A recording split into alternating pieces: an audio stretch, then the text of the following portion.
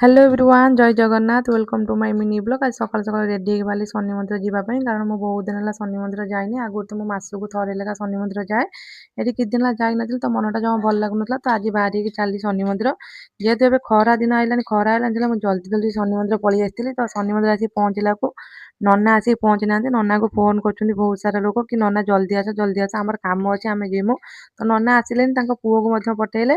ନନା କିଛି କାମରେ ବିଜି ଥିଲେ। ମୁଁ ଏତେ ଜଲ୍ଦି ପଳେଇ ଆସିଥିଲି କି ମୁଁ ଆସିକି ୱେଟ୍ କରିବାକୁ ପଡ଼ିଲା। ମୁଁ ବାହାରୁ ବି କୋଉ ଜାଗାରୁ ଭୋଗ ଆଣେନା, କାରଣ ଶନି ମନ୍ଦିର ସାମ୍ନାରେ ଗୋଟେ ଦିଦି ଆମର ଭୋଗ ବିକନ୍ତି। ମୁଁ ତାଙ୍କଠାରୁ ଭୋଗ ସହିତ ଦୀପ ଧୂପ ସବୁ କିଣେ। ଏଠି କଲେଜ ଷ୍ଟୁଡେଣ୍ଟ ବହୁତ ସାରା ଆଇଥିଲେ, ଯେହେତୁ କଲେଜ ପାଖରେ ରହୁଛି ଶନି ମନ୍ଦିରଟା। ଆଉ ସେମାନେ ଦେଖିଲେ କି ଯେମିତି ଶନି ମନ୍ଦିର ବନ୍ଦ ଅଛି, ସେମାନେ ଭୋଗ ଥୋଇ ଦେଇକି ଜୁହାର ହେଇକି ପଳେଇଲେ। ଏବେ +2 ପିଲାଙ୍କର ଫାଇନାଲ ଏକ୍ଜାମ ଚାଲିଛି, ସେମାନେ ଜମା ୱେଟ୍ କରିପାରିଲେନି। ଏଠି ବସି ବସି ମୁଁ ବୋରିଂ ହେଉଛି, କାରଣ ମୁଁ ଯେତେଥର ଶନି ମନ୍ଦିର ଆସେ ମୋ ସାଙ୍ଗକୁ ନେଇକି ଆସେ। ମୁଁ କେବେ ଆସେନି, ଯେହେତୁ ମୋ ବେଷ୍ଟ ଫ୍ରେଣ୍ଡ ଏବେ ଦିଲ୍ଲୀ ପଳେଇଛି, ମୁଁ ତାକୁ ଭାରି ମିସ୍ କରୁଛି। ତ ନନା ତ ଆସିଲେ, ନନା ପୁଅ ଆସିଲେ, ମୁଁ ଚାଲିଲି ଏଠି ଭୋଗ କରିବା ପାଇଁ। ଯେହେତୁ ଭାରି ଖରା ହେଉଛି, ଯାହା ଭୋଗ ରାଗ କରିକି ମୁଁ ସେଟା ଘରୁ ବାହାରିଲି। ତା ଭିତରେ ମୋ ଚପଲଟା ଛିଡ଼ିଗଲା। ମୁଁ ଆଉ କ'ଣ କରିବି, ଦିନ 9ଟାରେ ଏତେ ଖରା ହେଉଛି, ଦିନ 1 ଭଳିଆ ଲାଗୁଛି। ତା ଭିତରେ ସକାଳୁ ମୁଁ ଗାଧେଇ ପାଧେଇ ଯେହେତୁ ଆଇଲି, ଯୋଉ ମୋ ଦାନ୍ତଟା ବିନ୍ଧୁଛି, ମୋତେ ଟିକେ ଥଣ୍ଡା ସୁଟ୍ କରେନି। ଯେତେବେଳେ ସକାଳୁ ମୁଁ ଗାଧାଏ ମୋ ଦାନ୍ତ ବିନ୍ଧିବା ଷ୍ଟାର୍ଟ ହେଇଯାଏ। ତ ଏଠି ମୁଁ ଚପଲ କିଣି ସାରିକି ମେଡ଼ିସିନ କିଣିକି ଏଠି ମୁଁ ଦହିବରା କିଣି ନେଲି, କାରଣ ମୋତେ ଭୋକ ଲାଗୁଛି ଜୋରରେ, ଦାନ୍ତ ବିନ୍ଧିବା ପାଇଁ ମୁଁ ଏଠି ଖାଇଲେ ମୁଁ ଯାଉଛି ଘରକୁ ନେଇଯିବି। ଘରେ ଖାଇ ପିଇ ସାରି ମେଡ଼ିସିନ ଖାଇ ମୋ ବୋଉକୁ କହିନି।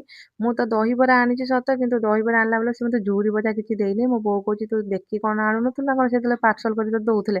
ତାପରେ ଆମ ଘରେ ଥିଲା ଝୁରି ଭଜା ବହୁତ ସାରା, ତ ମୋ ବୋଉ କହିଲା ସେଇ ଝୁରି ଭଜା ପକେଇକି ଖାଇଦେ, ମୋ ଦାନ୍ତ ବିନ୍ଧୁଛି, ମୋତେ ଖାଇବାକୁ ଇଚ୍ଛା ହଉନି, ନ ଖାଇଲେ ମୁଁ ମେଡ଼ିସିନ ଖାଇମି କେମିତି। ଏଠି ମୋ ବୋଉ କହିଲା ଯେତେବେଳେ ଯୋଉ ଜିନିଷ ଆଣିବୁ ଦେଖି ଚାହିଁକି ଆଣିବୁ, ନହେଲେ ଆଣିବୁନୁ। ଆଉ ତୋର ପେଟ କ'ଣ ହଉଛି କୋଉ, ଦେଖିଲା ଦହିବରା ଗୁପଚୁପ ତୁ ଖାଇବା କେବେ ଛାଡ଼ିବୁନି। ମୋତେ ତ ଦହିବରା ଏତେ ପସନ୍ଦ ନୁହଁ, ଯେ ସକାଳୁ ସକାଳୁ ଗୁପଚୁପ ପକେଇ ନଥିଲା, ହେଲେ ଦହିବରା ନେଇକି ଆସିଲି। ଏଠି ଖାଇ ପିଇ ସାରିକି ମୁଁ ମେଡ଼ିସିନ ଖାଇବାକୁ ଲାଗିଗଲି, କାରଣ ମୋ ଦାନ୍ତ ଏତେ ଜୋରେ ପେନ୍ ହେଉଛି। ଖାଇ ପିଇ ସାରିକି ମୁଁ ଶୋଇବାକୁ ପଳେଇଲି। ତ ଯେ ଶୋଇ ଉଠିଲି କି ମସ୍ତ ନିଦ ଗୋଟେ ଗଲା ପରେ ତ ମୋ ଦାନ୍ତ ବିନ୍ଧା ଛାଡ଼ି ଯାଇଥିଲା। ମୋତେ ଆହୁରି ଭୋକ ଲାଗିଲା, କାରଣ ମୁଁ ଦହିବରା ଅଳ୍ପ ଖାଇକି ରଖିଦେଇଥିଲି, ମୋ ଦାନ୍ତ ଏତେ ଜୋରେ ପେନ୍ କରୁଥିଲା। ଆମ ଘରେ ପୁରା ସାଧା ସିଧା ଖାଇବା ହେଇଥିଲା, ମାନେ ବଡ଼ି ଆଉ କୋଳି ଆଳୁ ତରକାରୀ ସହିତ ଲଙ୍କା ଆଚାର ଆଉ ଗୋଟେ ଝୁଡ଼ଙ୍ଗ ଆଳୁ ଭଜା ହେଇଥିଲା। ମୁଁ ଖାଇ ପିଇ ସାରି ପୁଣି ଚାଲିଲି ଶୋଇବା ପାଇଁ, କାରଣ ମୋ